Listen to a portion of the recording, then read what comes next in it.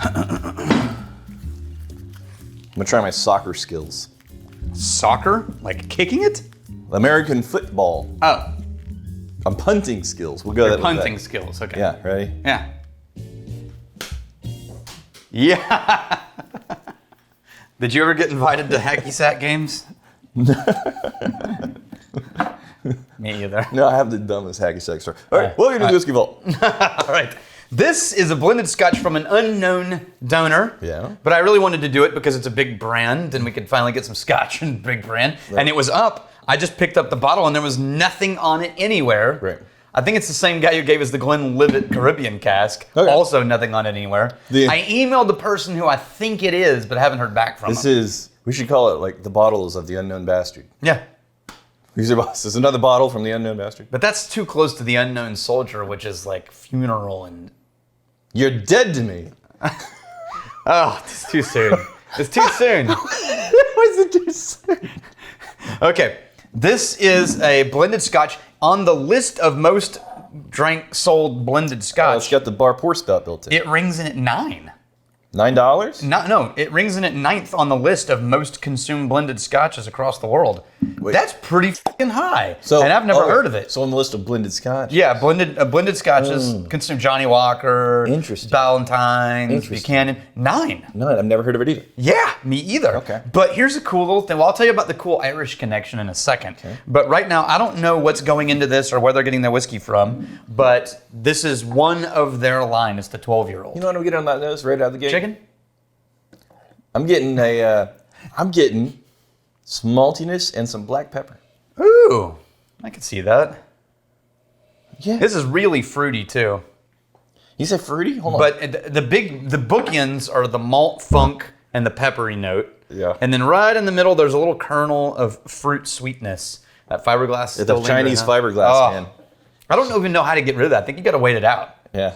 I think your body completely sheds its cells once every 7 years. 7 years from now. 7 years. You'll be fine again? I'll be fine.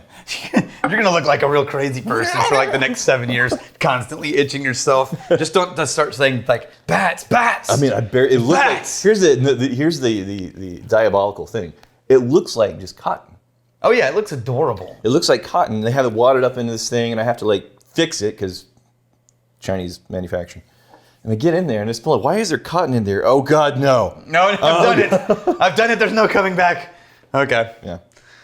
If you see me going like this, it's Chinese insulation or fiberglass. Here we go. There is this almost smoky, but it's not quite achieving it. It is. There's this like low-key phenolic note. Low-key phenolic. Really low-key. I hope it shows up on the palate. But you said you got like a fruitiness. I'm missing the fruitiness, man. It's right in the middle. Oh, taste it and you'll see. Oh, there is this like not quite dry, ashy note surrounding this like honey fruit cocktail. It actually is closer to like the syrup left over in a peach can. Okay, so I'm gonna say, fruitiness for me is a little bit more of like a specific fruit flavor. But like the little bit of the sweetened syrup left over in a fruit cocktail, super artificial. Okay, that's floating in there too. But for me, the sweetness predominantly is coming from the malty element. And then there's honey, and then slight ash. But the campfire and the ash, yes. Yeah, it's not enough that I would ever consider this to be slightly a smoky blend. Wow. But it would differentiate it from like bourbon or like, it would be like, oh, Scotch. If you're looking for a little bit of that ashy note. It's the tiniest little thread of like the phenolic. I gotta tell you, so far, I look at this label, right? It just got like the pour spout, like the bar pour spout thing obviously in there. budgety. And I'm thinking, I don't know, but pleasantly surprised. Yeah, me too. For my expectations going in. Me too. For my expectations going in. I think if you're going shoulder to shoulder with a lot of the other options, probably more expensive options than this would be. It does look like... It would be put in its place, but expectations going in. It does look like an advertisement from like an 80s Japanese commercial. And it does. And it's a 12-year-old blend, so all the whiskeys in here are at least 12 years old. Yes. Wow. Grain and malt. That's one, I'm surprised at how much I am liking this beyond what I was planning, what I was expecting, I should say. And two, the fact that it was showing up really high on this, there's a blended Scotch list. And it's number 9 on this damn list. There's a lot of blended Scotch out there. Oh, yeah. We've never even heard of this.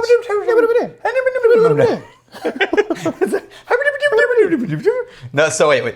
I'm going to show you the Irish connection, which is kind of cool. Okay. Actually. Yeah. So the guy responsible for this was a guy who's had like a quarter of a century in the whiskey. That's so disturbing that you're making eye contact while doing that. I don't know why. Like, I know it's happening, but it feels so weird. That's why I lost my train of thought. Just trying to share it with you. Yeah, it's working. I'm feeling itchy. Graham Cowell? Cowell? It's Coull. Anyway, he's had like a quarter century in the whiskey industry and working for a bunch of different famous. What did you just do? I was triangulating the spelling and trying to figure out if there's any reference points. Like, I don't know. Cow. Anyway, he worked with Glenn Moray. Help me out. You get that one, I'll get this one. No. Come on. No. Where's the... I can only scratch one at a time. I can take care of the itching. I can make sure you never feel Just your use hand the back of the blade. itching ever Just use again. the back of the blade. Come on. No. Get in Here. Wait. I got a better plan. All right. There's no bristles. No, sharp edge right there. Okay. Oh, that's nice. It's a hurling stick. All right. All right. Anyway, this dude's a badass in whiskey. Yeah. Worked for Glenn Moray, which we have reviewed. He just took the job as master distiller at Dingle Oh, well. in Ireland. Yeah. So he's now headed to Ireland, to one of our favorite Irish small distilleries. Yeah. And working with them. And he's the guy who was the blender for this. So the more I go back to this, the less I'm saying this is a intrinsically sweet whiskey. And the more it's malt funk. And More of a malty, ashy, slight phenolic note. I can see what you mean by yeah, that. it's the sweetness keeps losing a step every time I go back to it. which I actually prefer. Yeah. Because I don't like the blended scotches that just get sweeter and sweeter. Yeah. I actually like that Label 5. It really does sound like a perfume. Here's why we were so The surprised. first 4 labels were terrible. So surprised, Daniel. We didn't realize it's extra premium. Oh. Well, son of a bitch. If we only would have known. We got to start this video over. Right. Because the extra premium, that's how you know you're getting the quality. Jack's back. They have inspectors come in with clipboards and safety goggles to inspect the premium. That's And illegal. If you're a cut above, you get extra premium. Yeah, and it's so hardcore, you can't request it. No, you can't. No. You can request the premium label. Right. But the extra premium is a voluntary addition. Right. Only given by the inspectors. That's invitation only. If you ask for it, then you're out. You're done. Yeah. Yeah. Can't do that. Extra premium. Yeah. And then, did you notice the font choice for the extra premium? You don't get to use that font unless you're legit. It's called Times New Roman. I'm just kidding. It's called Arial. It's called Arial font. It's a proprietary font they only give to people who surpass the extra premium. We got Paul Brian Bell. Why does Rex give off serial killer vibes? You did when you were doing the hand scratch. So, Nope. What? No. I don't know what's happening right now, but I feel bad. I'm just asking. That lotion I got you, You got me lotion? did you put it? On the skin? I see where you're going. I see where you're going with that. All right. Carl Thompson to Daniel, I have heard you guys say it tastes like a budget bourbon, budget scotch, / budget scotch. What makes something considered budget? The lack of lingering taste or cheap price point? So I think that's a really good question. Yeah. I think first price point, absolutely, is instantly budget. Well, that is literally budget. Yeah. But I think when you taste something and you say it tastes budget, in my experience, what I'm describing is a simplicity of taste, that it lacks complexity and nuance. Because we've had whiskeys that were cheap, Right. and we felt were nuanced and complex. Right. And we were like, this doesn't drink like a budget whiskey. And again, we're talking in broad strokes here. Yeah. There's no hard and fast rule. But also, more often than not, the budgety options aren't really going to have like a depth and a richness to the flavors. Yeah, there's they nuance, may be there's oily, complexity, but there's also just not like a thick layering of those things. like this is pretty oily for a blend, right? For a blend, yeah. But it's still kind of paper thin, doesn't truly coat the palate, Right. doesn't introduce new things. It does this one journey, and it's soft and smooth. Yeah, and that's another thing. I mean, that could be worth exploring in its own episode. But there's another thing that a lot of budget whiskeys won't necessarily offer, and that is the just evolution of the flavors just in one sip. Right. You'll have like the opening statement of that whiskey, and then it unfolds into something else, and then it'll give you maybe some peaks and valleys along the way, and then it'll finish oftentimes in a very different type of thing. There's a whole like a curve to flavors that you'll experience. And in the budget options, you very rarely, if ever, get that kind of experience. No, it just sort of rounds itself out into a smooth line. But that's not to say there's some budget whiskey, budget whiskeys aren't worth having. Quite frankly, I've had a lot of like really expensive, really pricey whiskeys. They're super complicated things, it's elaborate and blah, blah, blah, blah, blah.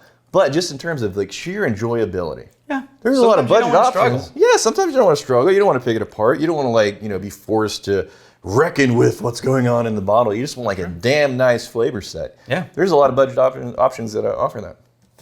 Rock and roll. Carl Thompson to Daniel. I have heard you guys. You just read that one. Burko Baggins. Has anyone used their Whiskey Vault title like Magnificent Best? I've wondered this. In their official CVs? And even more impressive, encountered a fellow MB as their employer whilst doing it. That would be amazing, wouldn't it? That'd be pretty funny. That reminds me of like really early on, probably first year, Yeah. when we had an MB who got pulled over by a cop. Oh, yeah. Remember this? Mm-hmm. And he tells the cop, who was that? He tells the cop, he's like, hey, were you in a hurry to get somewhere? He's like, oh, my girlfriend and I or wife and I were watching a show on YouTube, and we wanted to get the whiskey that they were reviewing, so we drove to the store to get it. Right. And he was like, oh, I've only got a Whiskey Vault? And he's like, yeah. He's like, I got one question for you. Are you Team Rex or Team Daniel? To the cop. Do you remember what he said? He said Team Rex. Yeah, I got out of a ticket. And he got out of a ticket. It's the winning team. It really is. All right. There's I think we've said it all. Mm-hmm. Really, really nice, interesting, pleasantly surprised with the bottling. Here's finding, stealing, and drinking. If you find me a fight for... You steal your lover's heart. And if you drink, may you drink with us.